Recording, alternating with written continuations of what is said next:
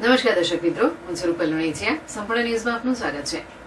ડીસા શહેરના ગાયત્રી મંદિર સામેના વિસ્તારમાં આવેલા દવાખાના વિસ્તાર ડોક્ટર હાઉસમાં છેલ્લા ઘણા સમયથી ગેરકાયદેસર દબાણો ઉભા થયા હોવાની ફરિયાદોના પગલે નગરપાલિકા દ્વારા તબીબોને નોટિસ આપ્યા બાદ આજે દબાણ તોડવાની કામગીરી હાથ ધરવામાં આવી હતી.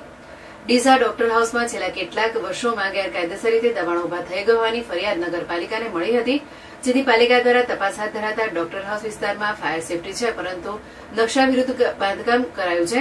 રસ્તા પરના દબાણો, પાર્કિંગની જગ્યામાં દબાણ કરવું, કોમન પ્લોટમાં જનરેટર મૂકી કોમન પ્લોટ પર દબાણ કરવું સહિત એક્ઝિટ દરવાજો ન હોવો તેવી હોસ્પિટલો ધ્યાને આવી હતી, જેથી પાલિકા દ્વારા કુલ 47 હોસ્પિટલોના દબાણ અંગેની નોટિસ પાઠવવામાં આવી હતી.